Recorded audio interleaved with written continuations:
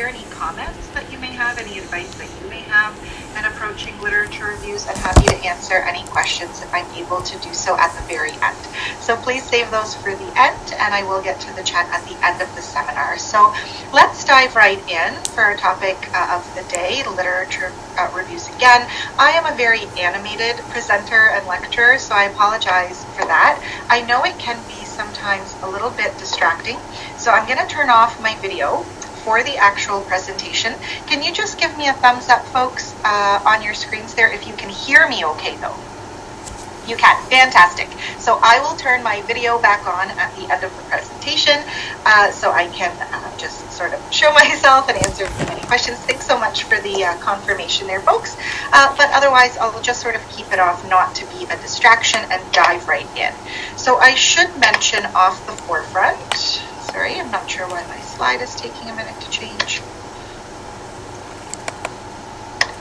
There we go. I think I'm just not pressing hard enough, folks. Okay, going to take out some of that caffeine energy on the spacebar here. So today we are specifically focusing on what literature reviews are. Now, of course, there are other reviews, and we are more than happy to help you with these at the Writing Center. I think you're one slide ahead. Sorry, now it just says versus other reviews. So are folks seeing that one? It's a slide that just says, yes, okay, fantastic. So thank you very much for that note. I am where I need to be, so thank you kindly, folks.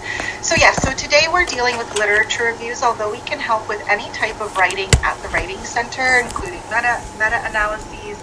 Perhaps you're working on a scoping review. We're seeing a lot of scoping reviews come in from nursing as of late. So while we're working on literature reviews today, please note that you can book one-on-one sessions with writing advisors for any type of writing. That includes any type of review, of course, even if you're working on, let's say, a cover letter or a resume, a scholarship application. The only type of writing we don't assist with at the Writing Center at any level is any type of sort of take-home test or exam. Friendly note to folks that we also offer online help, and we also offer presentation help with the Writing Center as well. That includes just sort of taking a look at your slides, or if you do want to sort of practice presenting, you will be sort of partnered with our manager of the Writing Center here, Mr. Paul Schmidt. He is fantastic.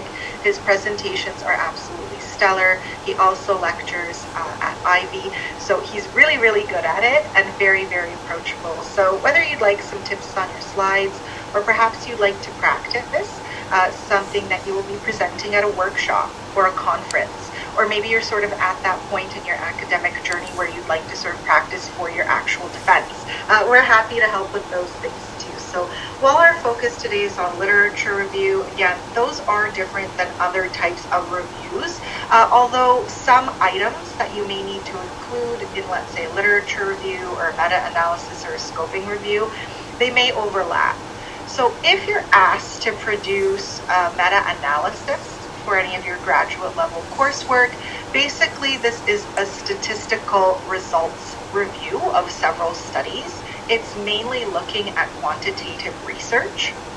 If you're asked to conduct a scoping review, this literally looks at the potential scope of existing literature. So you are identifying available research similar to a literature review. And here the sort of equal focus is identifying gaps. So again, we're happy to help folks with your meta-analysis or scoping review at the Writing Center. But today we're specifically thinking about literature review. So how is a literature review defined? And sort of where do we start when thinking about what type of literature we should be reviewing? So most often than not, when I see papers come in through the Writing Center, projects come in through the Writing Center, the professors are very specific, the supervisors are very specific that when conducting your literature review, same goes for example at a scoping review, they would like the literature to be 5 years or more recent. So with literature that's been published, research that's been published within the last 5 years. But I should say this is very field specific, because when I was working on my PhD, I did complete my master's and PhD in history here at Western. Of course, I was in a very different boat.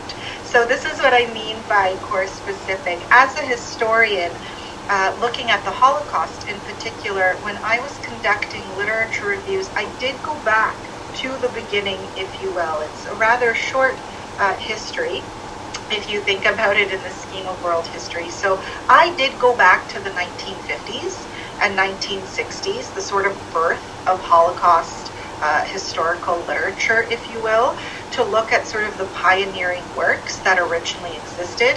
And then I moved on sort of chronologically. So how did the original history sort of come to fruition, and how have topics and or debates and or any controversies within Holocaust history develop up until the present? So I was looking at recent literature, but I had to go back much farther back within the last 5 years. But generally for most fields, you're looking at literature, you're looking for literature that's been published within the last 5 years.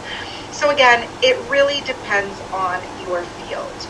But generally, how do we define a literature review? Basically, it's an overview of major publications. So this isn't necessarily just, let's say, monographs or articles published in scholarly journals, or monographs as well. This could be research published in the form of other sources, reports, for example, on a selected topic. So pretty much, what is the most recent work being done on a specific topic in a specific field most recently?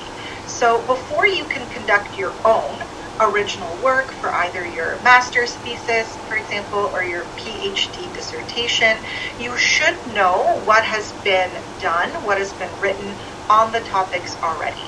So you do need to familiarize yourself with the theories that exist within your field and topic, any arguments that are being hashed out between scholars and scientists. You need to know, of course, relevant facts. And generally, when we talk then about literature reviews, we're talking about research that you are reviewing that is considered a secondary source. So again, books, scholarly journal articles, reports, etc. But it's not really one type of publication. The literature can sort of take many forms in this way. Because you, as the author, as someone who is aiming to contribute originally to your field in your graduate studies, you need to situate your own work within the body of existing work. So a literature review can be considered as providing a summary of what is already known. And at times, I've seen both. I've seen supervisors, I've seen professors, if you're still sort of in the coursework phase of your master's or PhD. So whether it's a literature review for a class or whether you're including, let's say, literature review for your PhD dissertation, as an example, sometimes the professor, the supervisor wants it pretty much to be presented as a summary, and then you evolve, you take that work forward. But at times, the professor, the supervisor would like you to actually evaluate the sources that you're examining. So sort of similar then to a scoping review, you are identifying sort of gaps, not only in the research, but perhaps also in the type of analyses that the writer has produced in the secondary source that you're looking at. So you're not just scrutinizing evidence, but you're also potentially scrutinizing how the author of the work you're looking at has analyzed and communicated important information about or using that evidence. So it can be sort of an objective summary. This is the current literature that exists. This is how I'm planning on moving forward or evolving the work. Other times you are sort of doing that, but as you're doing that, you are also being sort of critical. You are providing an analysis of the most current literature that is out there in the field pertaining to your topic. So again, that's how we sort of define what a literature review is, and what are you looking for when you're sort of going through your material, when you're looking for those secondary sources. So as you're reading through, you may notice certain things that connect, so certain patterns or similarities, or you might find that there's some literature that completely conflicts with existing theories or popular theories. So you're looking for patterns, you're looking for popular theories. Of course, you're looking at opposing views. Are there scholars who disagree with those popular theories? basically what are the current trends? What are the current trends in your research? Now you can organize the theories, the conflicting theories, the trends by themes, and then connect sort of what those researchers' contributions are within that article if you are providing an analysis as well. So what is the purpose of all of this outside of just knowing what's out there? It is important because I do find sometimes when we consult with students one-on-one here with the Writing Center, they can seem to face some challenges with organization because yes, they generally know what they're doing, but maybe there are some gaps in the process because they're not 100% sure of the exact purpose, maybe not for them, but for then their readership. Again, whether that's for an essay or whether you are just writing a literature review as the written project for that class, or if you have to include a literature review in your master's or PhD thesis or dissertation. So again, quite briefly, you are identifying areas of prior scholarship. You're placing each source that you're looking at into the context of its contribution to understanding the specific issue that you are investigating, the area of research that it falls under, or any theory that might be under review, sort of any controversies or opposing views. You describe the relationship of each source you're choosing to write about in your literature review to the others that you have selected. So again, there should be some connections here, otherwise your literature review will read choppy. That's sort of why you might want to position your organizational work perhaps by theme within the sort of project area that you're looking at. The purpose of a literature review is to identify new ways, perhaps to interpret information that is long past due. For example, like myself as a historian, I'm not just looking at the current trends.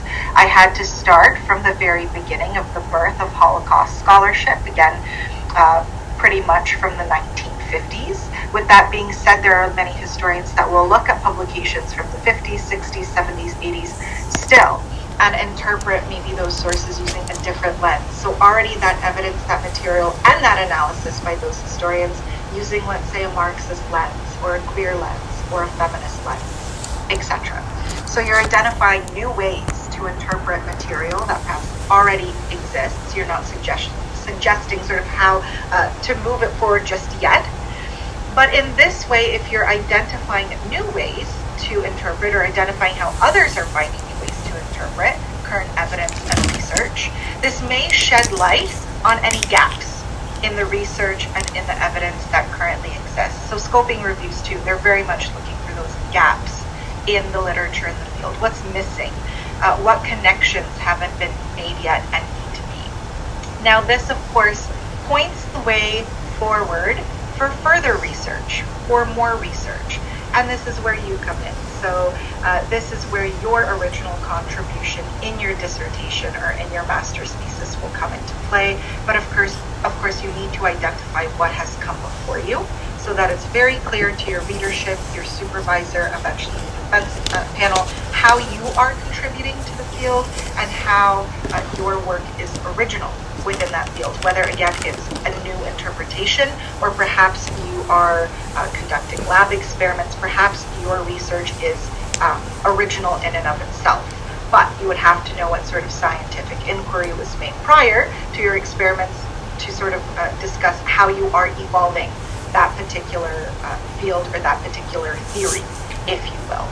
And again, I think this is sort of well known perhaps to you at this point. I know Western has a lot of resources online on how to write a literature review. I know because they can and are field specific and course specific, you may receive more specific guidance from your specific instructors. I sort of took information from Concordia University. I used Western's sort of research and identifiers and definitions of a literature review. And also, I mean, this very much plays in line with how other universities, with what current research is asking for in how you define and think about what a literature review is. So what should your process be when you are now sort of writing your literature review? So you need to define your subject and the scope of your review So again, you need to sort of outline perhaps a timeline, maybe a geographical container, if you will. So within the process, you need to think about what your specific subject area is and the scope of that review. So for example, during my sort of literature review time, thinking about this for my own dissertation, within Holocaust studies, my subject was how the press, particularly the Polish, the foreign language press, the Polish press in North America, specifically America, but a little bit Canada as well, related to and related information in North America from Poland during the Holocaust. So that was sort of my niche and my scope. I went from 1926 in my original research all the way up until after the war ended. I ended in about 1947. So within your big topic, for me, was the Holocaust, you need to sort of define and narrow your subject and scope, because when you're asked to conduct a literature review, again, it's not just sort of on an entire field, for example, Holocaust studies, it's a very specific niche or topic within that field. So you would begin by searching the library catalog, subject-specific databases, of course, and other search tools you find that you'll use to find sources that are relevant to your topic. And often you will highlight what search tools and what sort of databases you are using within your literature review. And I do have a couple of examples of how to start this, so hopefully this will make sense when we get to those examples if you have not yet written a literature review. So yes, you would let the reader know sort of what key search terms would be, what databases you're using. Now the link, folks, that I've posted in the chat box, again, friendly FYI for folks who may have joined later, I will post it again if you can't see it. Oftentimes too, if you are newer to Western, so maybe you did not do your undergraduate degree here, maybe you didn't complete your master's here either, or you're a new master's student, a new PhD student, and you sort of aren't aware, and I speak with a lot of students who simply don't know, you can actually book appointments with librarians at Western too, and that's the link I posted for research help. When you book an appointment, either in person or online, you will be matched, you have to sort of answer a couple questions, you will be matched with sort of a subject-specific librarian who can help you, and they're fantastic. And yes, they do work. There are librarians sort of qualified and positioned to work directly with the complex work at the stage that is required of graduate level studies. So if you're sort of struggling with sort of learning our library catalog or database with Omni, you're using the Boolean cues, you're putting in different synonyms, search cues, your results are coming up in the millions, you're narrowing it down by type of source, by, timeline of year, etc., etc. There's stuff out there, you're just kind of finding it a bit of a challenge to find specific material directly related to your topic. Librarians are a fantastic resource to help you find what you need to find if it's out there, if it's available. So please know that you can do that to get help with those library catalog searches. So then, of course, you need to read and evaluate the sources to determine their suitability. It may be interesting, but again, is it directly relevant to what you're doing, to the understanding of your topic at hand? You need to analyze, interpret, and discuss the findings and conclusions of the sources you selected. This is a much more common approach than a simple summary. You quite more often than not, rather than just a summary, you will be asked to analyze, interpret, and discuss what the findings are actually revealing to you in your own work. You have to identify your literature being reviewed. So within your literature review, you are, of course, naming the authors. It may be helpful for the reader as well. Not every single source you're looking at, but you do need to somehow indicate who the writers, who the authors are, what their credentials are. Are they sociologists? Are they researchers, sort of independent researchers? Are they affiliated with the university? Basically, what are their credentials? So you're identifying your literature to be reviewed. You're analyzing the literature prior, of course, to you writing your review. You can even compose a working draft of your reference list. So this is something that's very much recommended in the literature on how to approach writing literature reviews. So I took a lot of sort of my tips and tricks for you today from Galvin, Writing Literature Reviews, a Guide for Students of the Social and Behavioral Sciences. This is from 2016, but I'm finding even more recent research on literature reviews is repeating the same asks. So this is sort of where I got this from. So folks are recommending that scholars use note cards, for example, containing specific detailed information about each article. This can sort of just help you organize your work, organize your knowledge before you sort of dive into the writing process of the literature review. So the components of a literature review. So what is your objective of the review? What are you looking to show and demonstrate to the reader? You're providing an overview of the subject under consideration. There's a clear categorization of sources selected to support your particular position. Perhaps those opposed, those scholars opposed, maybe those offering completely different arguments. Again, this will be very project specific, but these are types of things that you can think about when you're categorizing, let's say your note cards, how you're going to place literally those puzzle pieces of the knowledge that you learn together so that your literature review sort of flows in a coherent way for your reader. You want to discuss the distinctiveness of each source, of course, but you also want to look for those patterns. Again, are there patterns in theories, for example, of what sort of the most recent literature is indicating on a particular topic?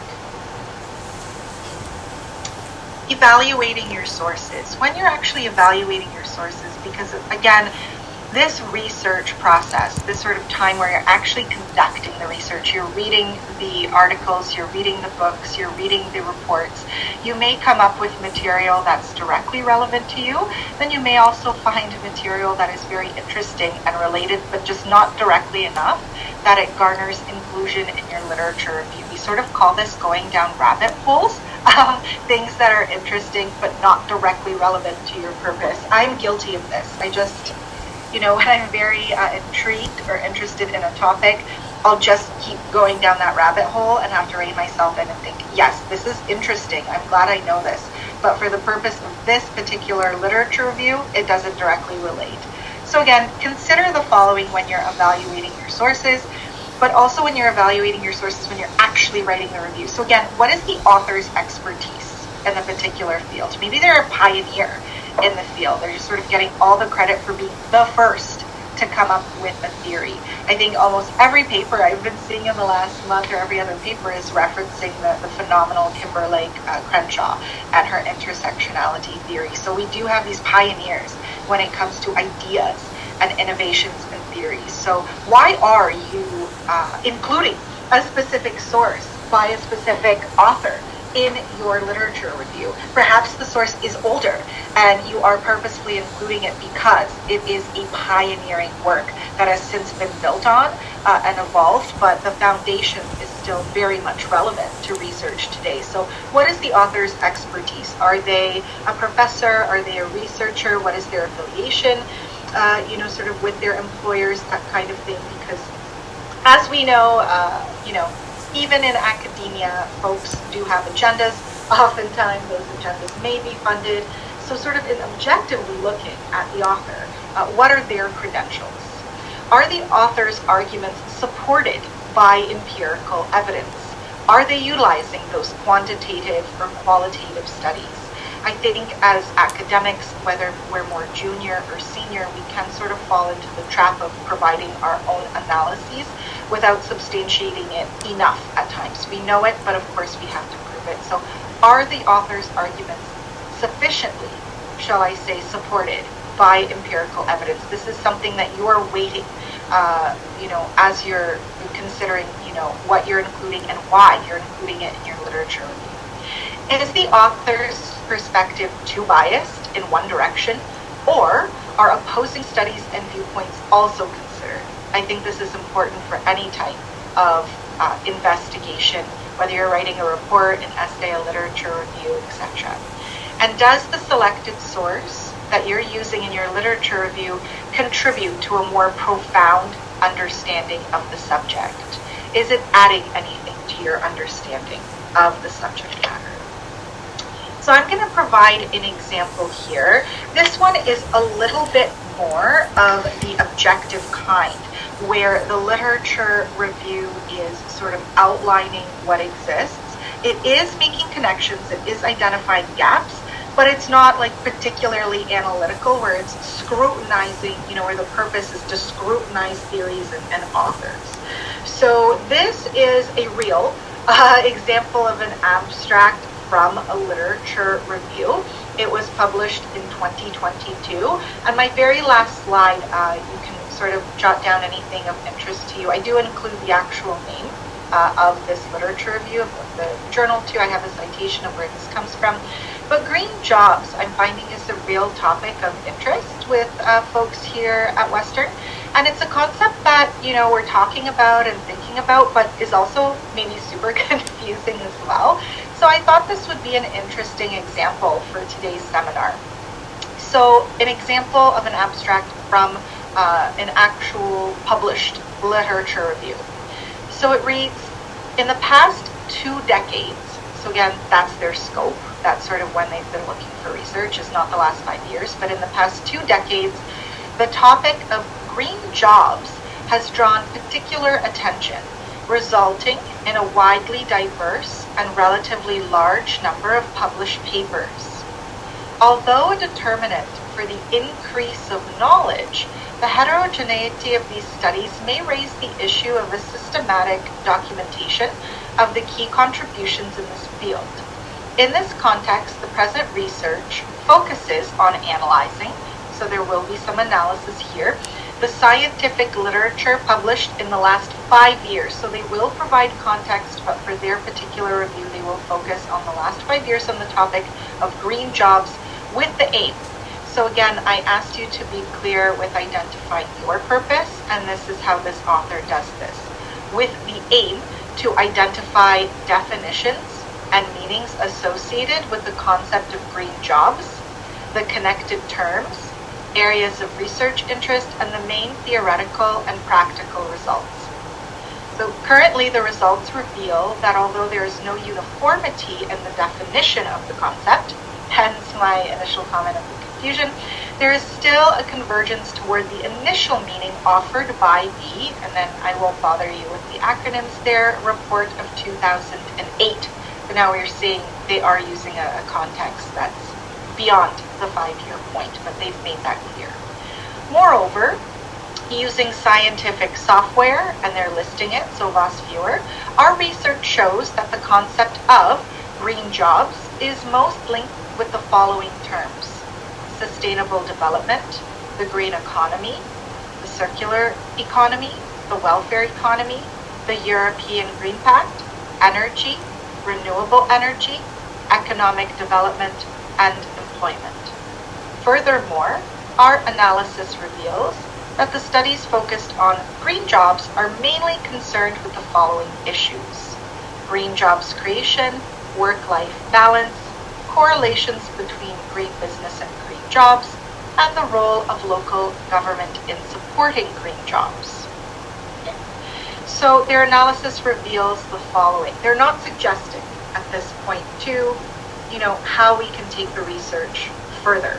So that's sort of what I meant by a more sort of objective summary type approach to a literature review, although of course they've identified some aspects of analysis here. Sort of shifting gears, I'm going to flip to a different approach to a literature review, because that was an actual published abstract from a real literature review I found online of a topic, again, I found of interest. This is a literature review that may be interesting to you, like how to start one, how to think about frameworking ideas, because it was a part of my actual dissertation. So to sort of premise this so it's clear for folks who don't have a background in Holocaust studies, there was a major debate at the time of my PhD work. I graduated with my doctorate at Western in 2015. So sort of when I started in 2009, there was still some debate. I would say some historians would argue the book was closed on it, but not all. There was still some debate with regard to the origins of the Holocaust as we know it, as sort of an industrialized, intentional death-killing machine for genocide. And there was a split between intentionalist historians. It was always the intention of Nazi Germany to commit genocide in this way, one way or another. Functionalist historians, it was a function. It was sort of the result of frustrated goals in the war. And then we had sort of a middle ground approach. It was a little bit of intentional and a little bit of functional theories meshed together. So within my dissertation, I had to produce a literature review. Of course, it was lengthy. I'm just sort of picking out 2 paragraphs here so folks can gauge sort of tone and approach with where, I'm trying to show the reader where I'm going to sort of take the debate. Sorry, just moving a view bar there for myself. Okay.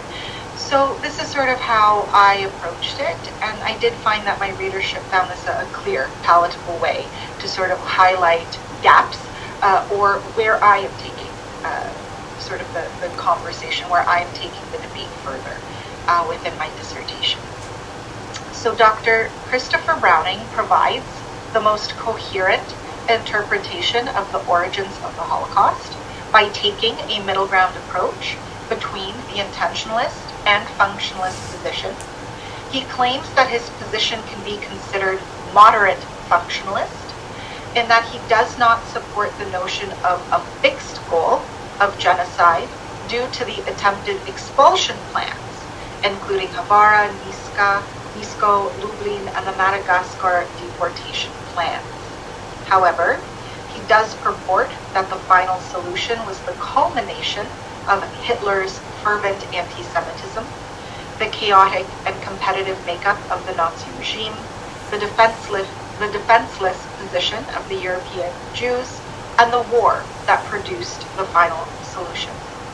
It is reasonable to suggest that the origins of the Holocaust have no direct blueprint rooted in Hitler's anti-Semitism or prophecies expressed in Mein Kampf. This was a book authored by Hitler. Mein Kampf translates to My Struggle.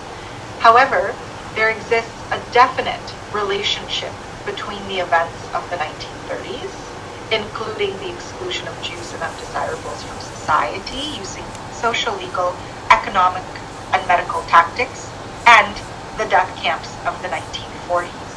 So hopefully it's clear to you that this is now where I'm taking the analysis. However, there does exist a definite relationship between these 2 timelines.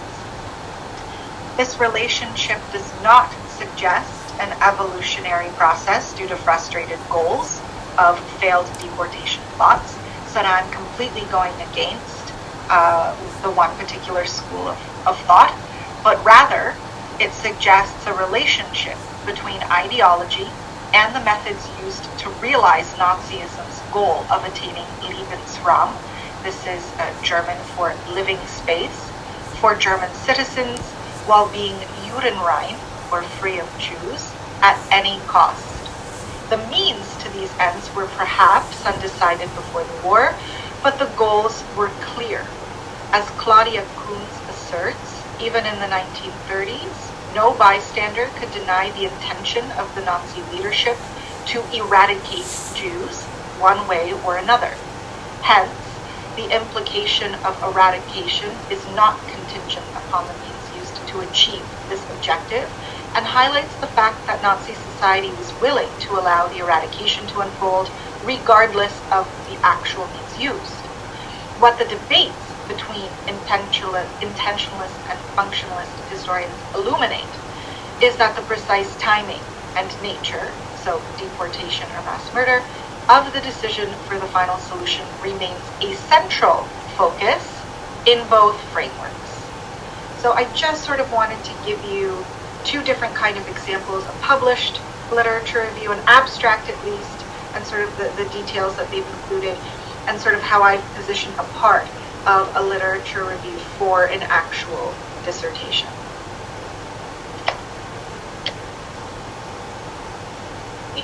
I'm just having trouble with the spacebar again. Okay, there we go. Sorry about that, folks. Sometimes it works easily, and sometimes it gets a little bit stuck. So just in the chat box, folks, if we had any folks sort of join after we began, I'm posting a link here for you, a hyperlink in the chat. This will take you directly to the sort of area on the website of Walden Library's website where you can actually book one-on-one research help with a professional librarian. And yes, they are abundantly qualified and super passionate about their work to work with graduate level students on very complex graduate work. I know one of my best friends here at Western, a librarian at Taylor Library, has been working with a lot of students, not on literature reviews exactly, but particularly scoping reviews that they're conducting and helping them find relevant materials. So whether you're working on a literature review, a meta-analysis, whether you're just conducting research for maybe a conference, that you're sort of doing an aside thing, it's related to your topic, but you are wanting to present on a specific topic for a conference, so you're conducting research for your master's thesis or dissertation, please know that the librarians are here to help you. They're experts, and they're very happy to do it, that this resource exists. Otherwise, folks, I just wanted to include the resources that I used to come up with some of the definitions and some of the approaches that are hopefully useful to utilize when thinking about how you're going to approach and begin writing your own literature reviews. So, Systemic Approaches to a Successful Literature Review, this is from 2022.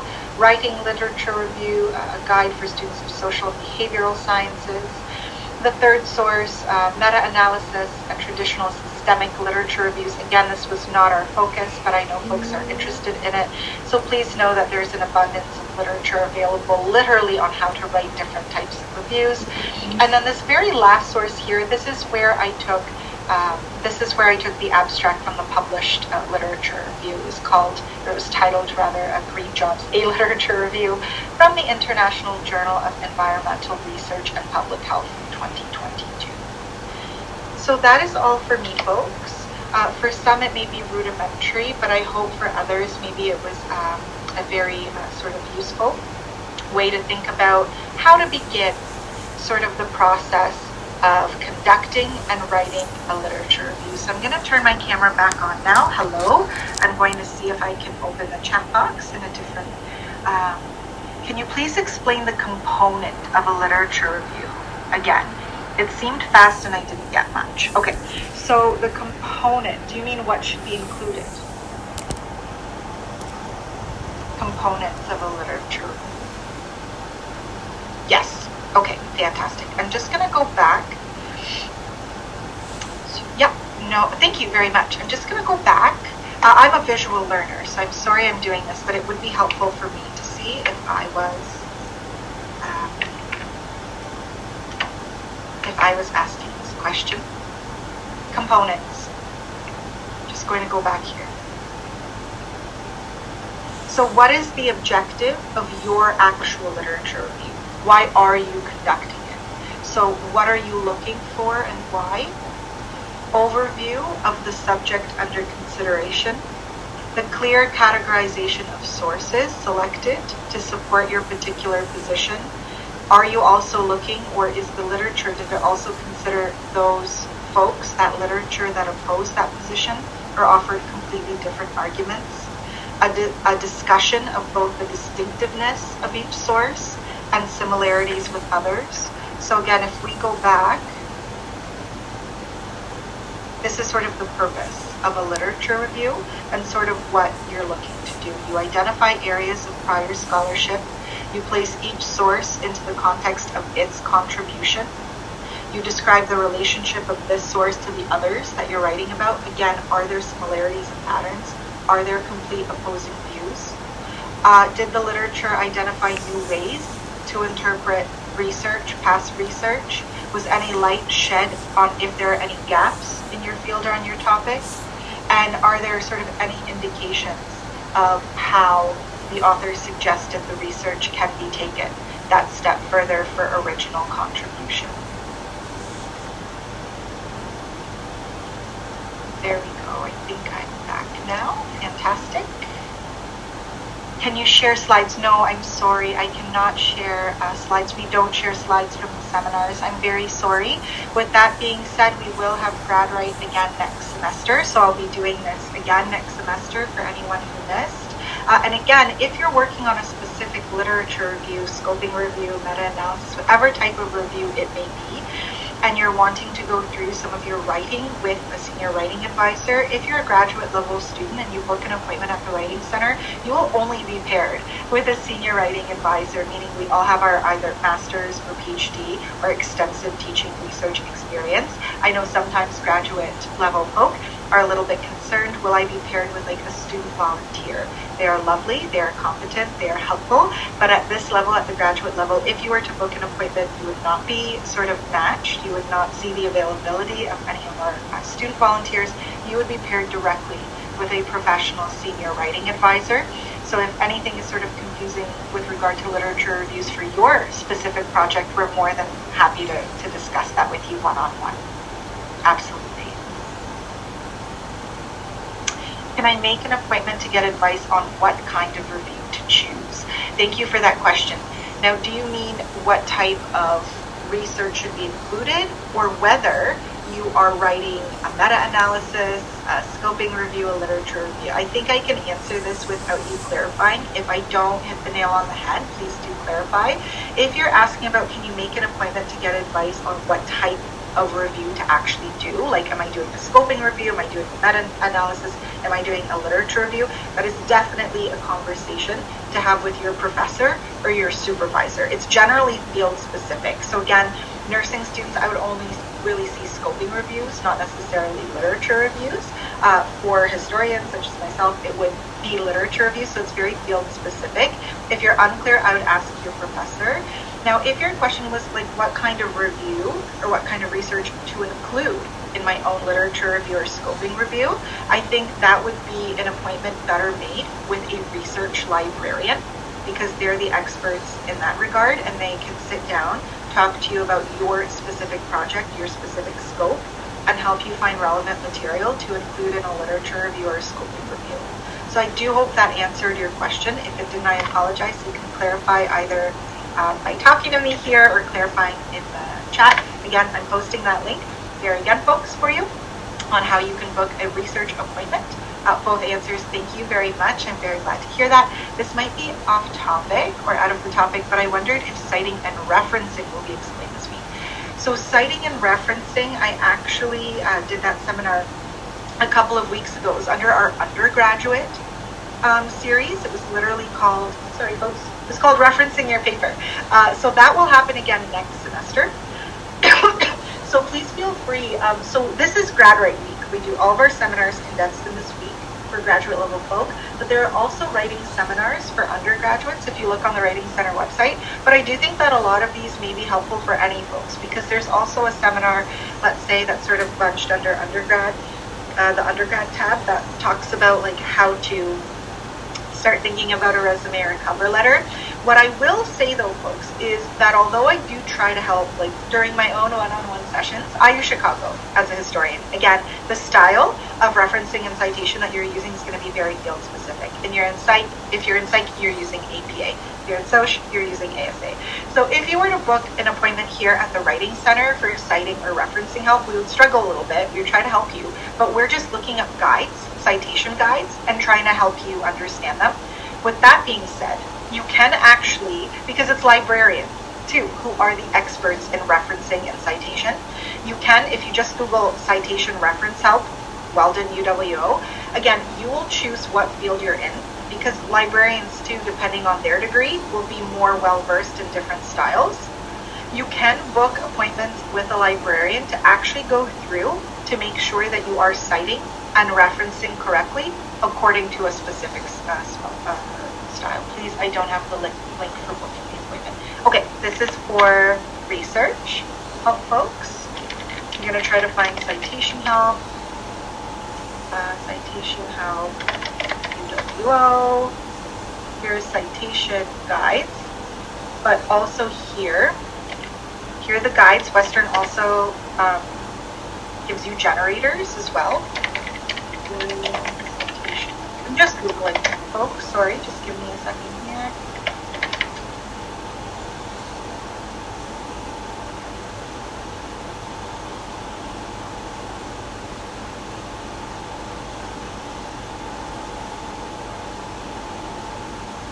Okay, so here's how you can book. I will say too, if I just have a quick, so you can chat with a librarian, you can phone, if you want to meet, book a research consult, visit a person.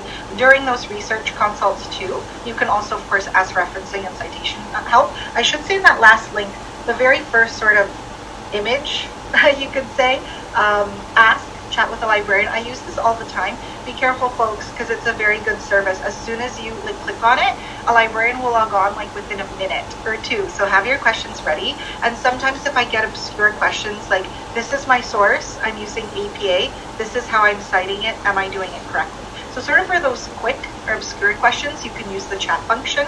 Otherwise, you can book appointments with librarians for more thorough help when it comes to research and or referencing and citation. So the links are there. Just have another question here, how to start the literature review.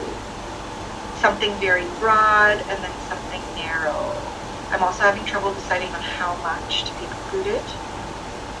Yeah, absolutely. So where to start? So again, at this point in the game, folks, it would depend on what you're writing the literature review for. Is the literature review itself a course component? So rather than an essay, for example, this is an assignment that you're handing in to be graded for your course. You would approach it in a certain way. If you're including a literature review, let's say within your dissertation, that would be written using a specific scope as well. If you're writing a literature review because you're hoping for it to be published in an academic scholarly journal as an article, as a literature review, those approaches are all different. So for example, yes, I started broad with my literature review for the purpose of my dissertation, but then I really had to narrow it in. So when I showed you that example of mine talking about the intentionalist and functionalist approach, middle ground, and then sort of indicating slightly where I'm going to take that further, because again, literature reviews are approximately, I would say, anywhere from 16 to 30 pages. They can be a little bit shorter, they can be a little bit longer. I definitely started broad, but you will have to narrow your scope. Your literature review, you're sort of not looking at a field as a whole, but something specific within that field. So then I had to apply my contribution to that discussion between intentionalist, middle ground, and functionalist approach to my dissertation, which was looking at how the foreign language press communicated information on the Holocaust as it was unfolding. I had to use that lens, those theories, those schools of thought, and the way I sort of took it a step further. I had to apply that to my very specific ask. If I was doing a general literature review on a topic, for example, as a course component, as something to be graded, that would be a better suited question for your professor. Some only want the most current research up to date. So again, very specific. They don't want a contextual overview. They want literature that's only been published. You're only looking at what's been done in the last 5 years, sometimes the last 10 years. Sometimes your professor will say, no, give a little bit of context. I have seen recent literature reviews talk about systemic racism and injustice within both the legal system as well as the healthcare field. And in those literature reviews, I have seen a couple of contextual paragraphs, like when the literature actually started. Similar to myself mentioning I had to go back to the 1950s, but it was very concise. Within 16 to that 30 pages, the context, the background context of where it all began, where this topic or theory or idea or experiment, where it all began, was also very concise. Right, couple of paragraphs, at most a page or two if your literature review is longer, so those 30-page ones. You always want to narrow down your focus for your literature review. So you're not looking at a field as a whole, you're looking at a topic within a field. How much literature? Some theories are very complex and have a lot of new versions. Again, sounds more like a content-related question. Excellent question for your professor. I know this is something I struggled with because, again, I like to go down rabbit holes. So again, is it directly relevant? Is it just slightly related to what you're looking at, or is it directly relevant to the theory, concept, experiment, that you're investigating? Your scope should be fairly narrow, and therefore the literature that you're looking at should be narrow in scope and focus as well. If you're feeling a little off track, please don't feel shy to speak with your advisor, supervisor, professor. They, of course, will be more than happy to guide you. Either you're looking at this literature review too broadly, and you need to narrow it in, or yes, more context is permissible based on the topic at hand. Absolutely, I hope. Citations. if I'm citing the same source, I should cite it twice, but I also saw people more than once. Sorry, that I'm a little confused. So I think I'd have to see it, and it depends on the style. But again, a good question for a librarian. Basically, what I'm gauging is, let's say if you have a paragraph, right, and it all comes from the same source. Yes, you only need to put that citation, I guess, when the research ends, when that information, where you end talking about or using that information. You don't have to like put it, let's say, after every sentence kind of thing. Now, if you're quoting directly, this goes for any style pretty much, APA, MLA, Chicago, if you're quoting directly, you would need that in-text citation after the quote. More usually than not, it comes from different page numbers. And although in APA you don't need to include page numbers unless you're quoting directly, when you are quoting directly, you do need to include page numbers. Therefore, if you're using the same source but from different areas quoting directly, you would need citations right after those direct quotes. Again, I'd have to kind of see something a little bit closer to be able to help you more, but I would just be looking at guides as well. It's really the librarians who are experts in citation and referencing. Of course, you can warmly book appointments with them as well. They're happy to help.